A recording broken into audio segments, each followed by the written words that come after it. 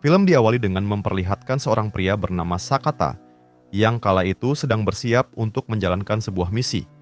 Diberitahu kalau Sakata ini adalah seorang pembunuh bayaran terbaik di Jepang yang dijuluki dengan sebutan hantu kematian.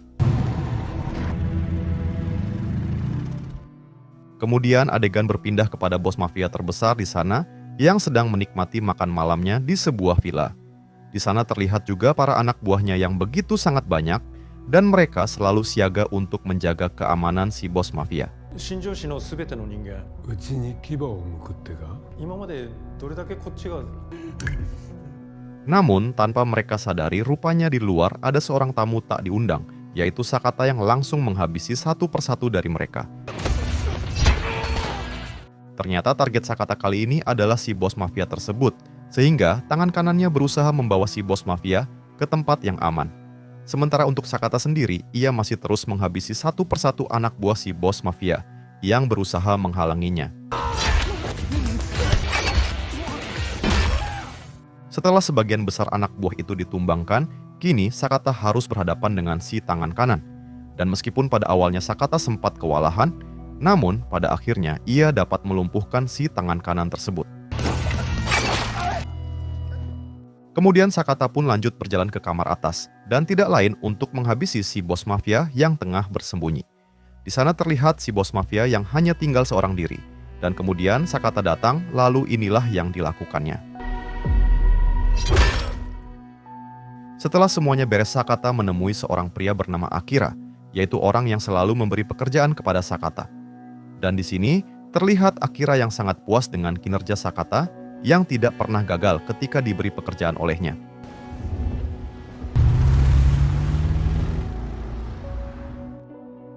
Beberapa puluh menit kemudian, Sakata pun pulang ke rumahnya, dan ia langsung disambut oleh anak dan juga istri tercintanya.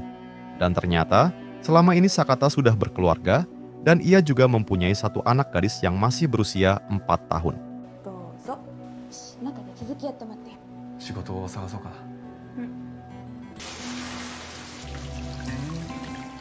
Tak lama setelah Sakata selesai mandi, tiba-tiba saja ia mendengar suara anak dan istrinya yang berteriak sangat ketakutan.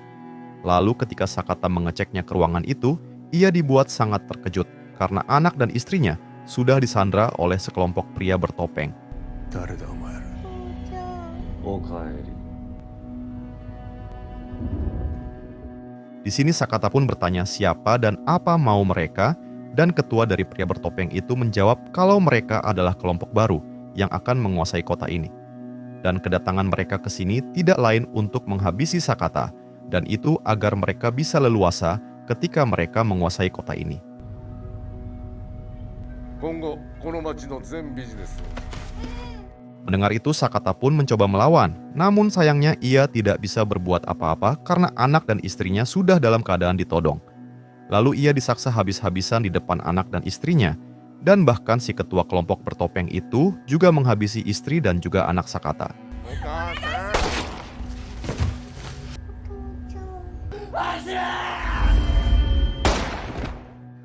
Melihat hal tersebut tentu saja membuat Sakata sangat murka, lalu berkata kalau sampai kapanpun ia akan membalas perbuatan mereka.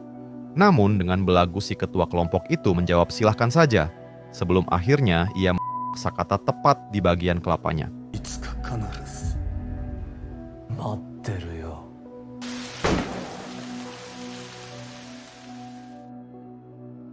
12 tahun kemudian memperlihatkan seorang pria yang sedang dibawa menggunakan kursi roda, yang ternyata itu adalah Sakata. Ternyata semenjak kejadian itu ia berhasil diselamatkan oleh Akira, alias orang yang dulu selalu memberi Sakata pekerjaan. Dan selama 12 tahun ini Sakata dirawat oleh Akira.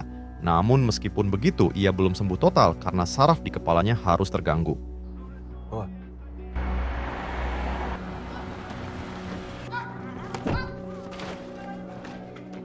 Kemudian Akira membawa Sakata ke sebuah kontrakan kumuh, karena sekarang ia harus pergi keluar kota untuk beberapa hari. Di sini Akira juga menugaskan supirnya agar merawat Sakata dan menyuruhnya untuk selalu siaga menjaganya dalam kondisi apapun. はい。中田さん。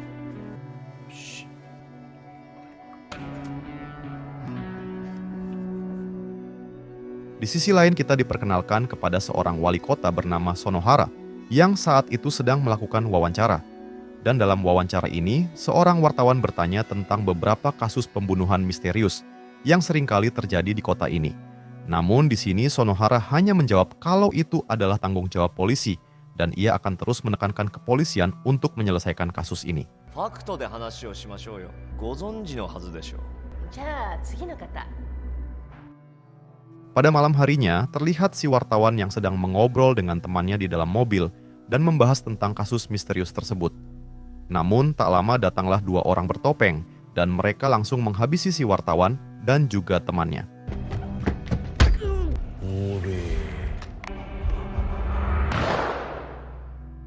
Di tempat lain memperlihatkan supir Akira yang sedang membawa Sakata berjalan-jalan.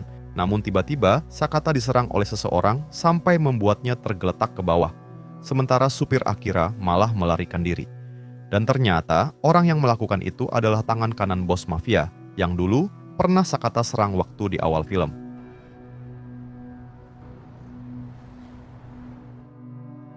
Keesokan harinya Akira yang masih berada di luar kota, ia dihubungi oleh pihak rumah sakit yang memberitahu kalau mereka menemukan Sakata pingsan di pinggir jalan dengan beberapa luka.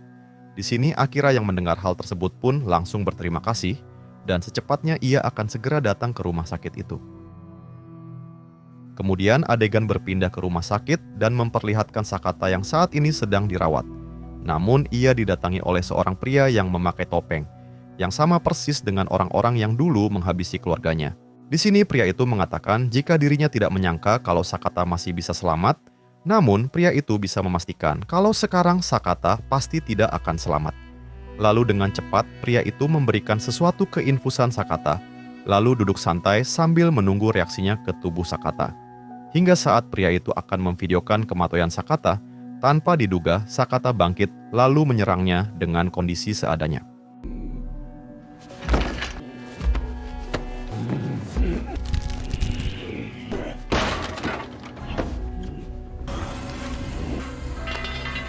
Di sini pria itu dapat membuat Sakata pingsan. Lalu datanglah dua penjaga keamanan rumah sakit untuk mengecek apa yang terjadi. Namun tanpa basa-basi, pria bertopeng itu langsung menghabisi satu dari penjaga itu. Sedangkan yang satunya lagi dibiarkan hidup karena masih antek-anteknya. Dan tak lama terlihat Sakata yang kembali bangkit dari pingsannya. Lalu dengan kondisi seperti itu, ia berusaha menyerang mereka.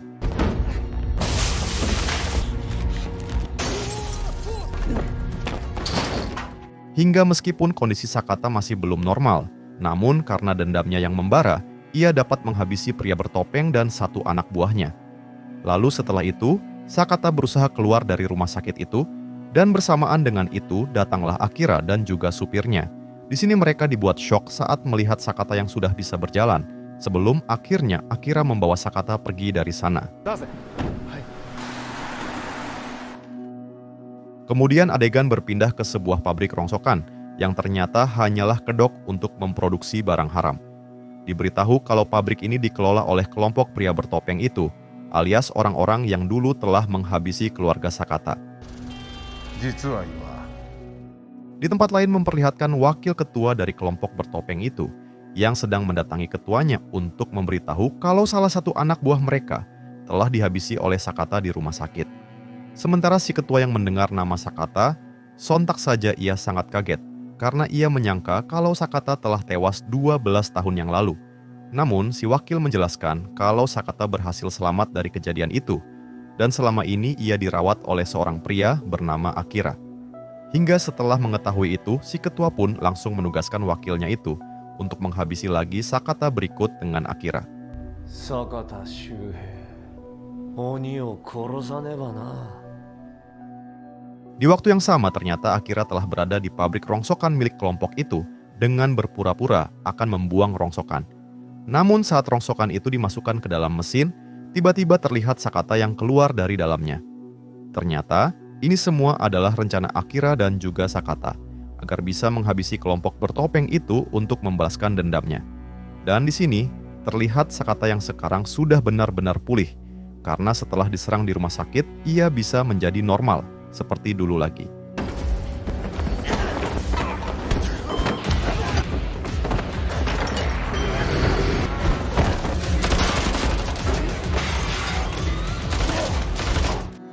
Di balik itu memperlihatkan Akira dan supirnya yang hendak keluar dari pabrik itu, namun saat membayar parkir, mereka ditahan oleh satu penjaga yang sedang menerima telepon.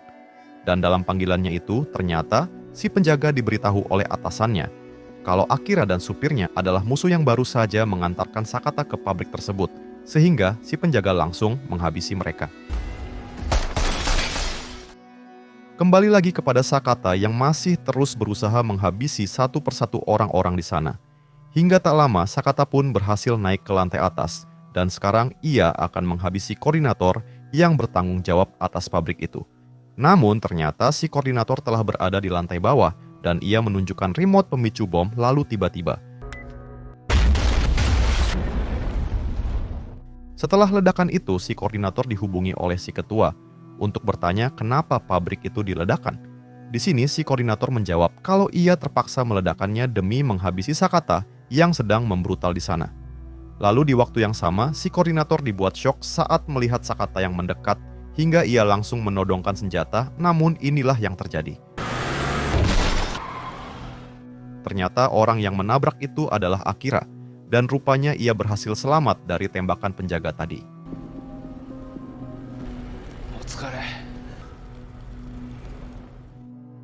Tak lama terlihat Sakata yang sedang mensaksa si koordinator, karena setelah ditabrak oleh Akira tadi, ia masih hidup.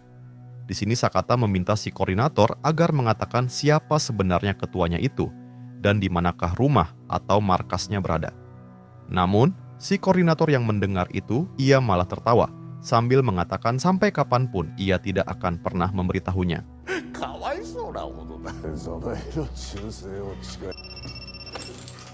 Kemudian ponsel si koordinator dihubungi oleh ketuanya, lalu telepon itu diangkat oleh Sakata. Di sini si ketua yang sudah tahu kalau yang mengangkatnya adalah Sakata, ia memberitahu kalau anak Sakata yang selama ini dianggap tewas, ternyata masih hidup, dan sekarang ia duduk di bangku SMA. Dan ternyata mereka selalu merawatnya dengan baik. Dan jika Sakata tidak ingin anaknya dihabisi, maka sebaiknya ia hentikan semua ini. Hingga terungkap fakta kalau ternyata si ketua ini adalah sang wali kota alias Sonohara, yang selama ini memimpin kota di sana. Sementara itu, Sakata yang tidak punya pilihan lain, ia pun akhirnya mematikan panggilan, lalu meninggalkan si koordinator begitu saja. Lalu ia memilih untuk merenung di suatu tempat, karena ia sangat tidak menyangka kalau selama ini anaknya masih hidup.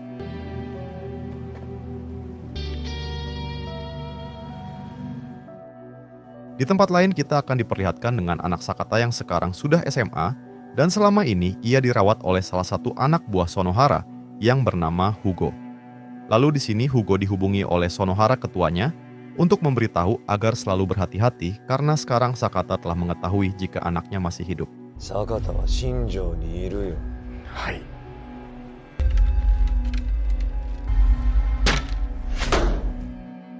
Keesokan harinya Sakata mendatangi seorang mantan polisi bernama Rikudo, dan terlihat ia yang begitu terkejut ketika melihat Sakata yang ternyata masih hidup. Di sini Sakata yang tidak ingin membuang waktu pun langsung menanyakan mengenai di mana markas Sonohara alias sang wali kota. Sementara Rikudo yang kebetulan masih mempunyai berkas tentang Sonohara, ia pun memberikan semuanya kepada Sakata. Hingga setelah mendapat berkas itu, Sakata pun langsung pergi ke sana dan berharap bisa bertemu dengan Sonohara sang wali kota. Setibanya di sana, Sakata langsung menghabisi satu persatu penjaga di sana. Namun ternyata itu bukan markas Sonohara, melainkan markas Hugo, anak buahnya. Kemudian Sakata masuk ke salah satu kamar, dan ternyata itu adalah kamar putrinya yang selama ini dibesarkan oleh Hugo. Lalu ketika ia melihat foto-foto putrinya, tiba-tiba Hugo datang dan langsung menyerang Sakata hingga terjadilah perduelan di sana.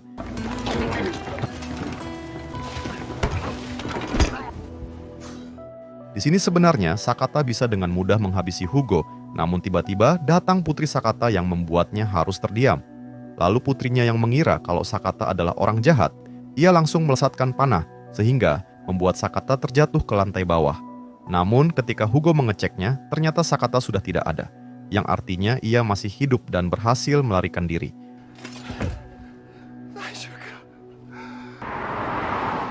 Tak lama rupanya Sakata diselamatkan oleh Rikudo, mantan polisi sahabatnya, dan ia pun langsung mengobati luka Sakata.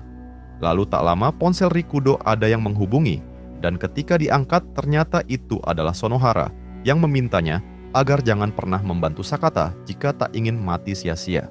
Bahkan Sonohara juga berbicara dengan Sakata dan memintanya agar datang ke sebuah gedung jika masih ingin melihat putrinya hidup. Hingga meskipun lukanya belum sembuh total, tanpa pikir panjang Sakata pun langsung pergi ke gedung tersebut bersama dengan Rikudo.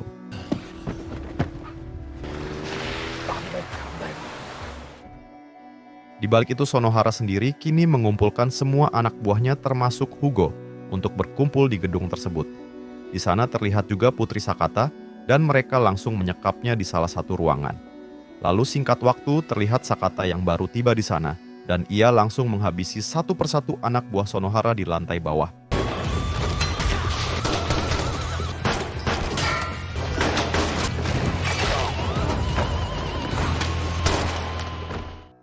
Dengan cukup mudah Sakata bisa meratakan mereka semua, lalu naik ke lantai kedua dan harus berhadapan lagi dengan puluhan anak buah yang lainnya.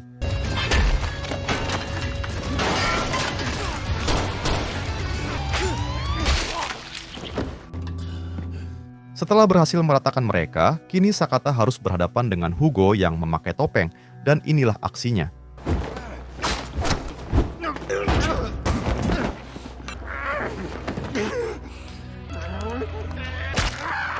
Hingga meskipun awalnya Sakata sempat kewalahan, namun pada akhirnya ia dapat menghabisi Hugo yang so itu.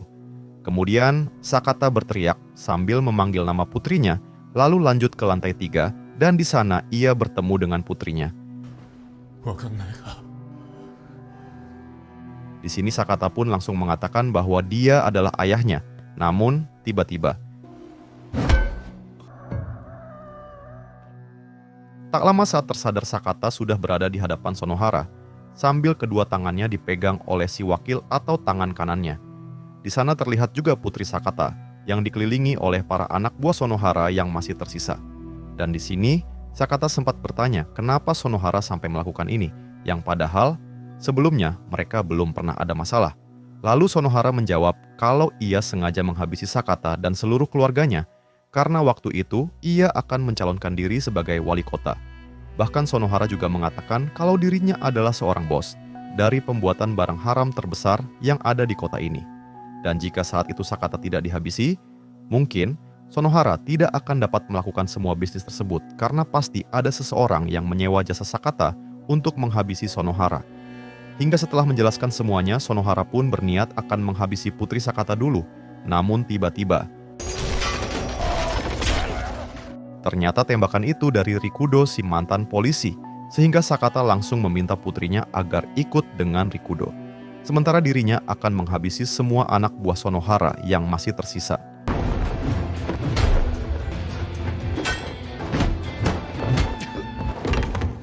Dalam perduelan ini terlihat Sakata harus mendapatkan serangan terus-menerus, namun beruntung ia bisa membalikkan keadaan dan menghabisi si tangan kanan. Kini yang tersisa hanya tinggal Sonohara seorang diri, sehingga mau tidak mau ia harus menghadapinya. Di tengah perduelan Sakata harus kehilangan satu, namun ia terus bangkit untuk melawan Sonohara.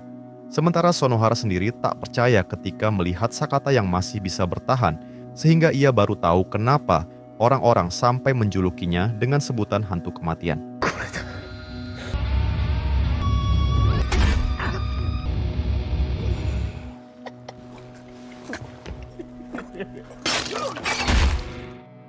Pada akhirnya Sakata pun berhasil menghabisi Sonohara, namun ia juga harus tergeletak lemas akibat terlalu banyak luka. Tak lama datanglah putri Sakata yang langsung memeluk Sakata karena kini putrinya telah sadar kalau Sakata memang ayah kandungnya. Lalu di sini ia pun meminta Sakata sang ayah agar bisa bertahan karena tim medis sedang dalam perjalanan menuju ke lokasi ini. Namun Sakata yang merasa semua masalah dan dendamnya sudah terbalaskan, ia pun hanya tersenyum sambil meminta maaf karena dulu ia tidak bisa melindungi putri dan ibunya. Sebelum akhirnya Sakata pun harus pergi untuk selamanya.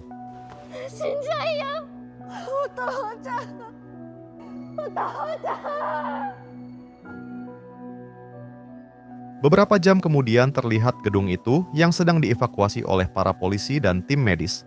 Sementara Putri Sakata sendiri, ia hanya bisa diam dan menangis. Hingga ketika tim medis sedang mengangkut jasad Sakata, tiba-tiba saja bibir Sakata malah tersenyum, sehingga artinya Sakata masih hidup. Lalu, film pun tamat. Nah, jadi itulah tadi alur cerita filmnya guys. Jika suka video ini silahkan like, dan jika ada saran yang ingin disampaikan, silahkan tulis di komentar. Terima kasih sudah nonton sampai akhir, dan salam dari Antimi Film.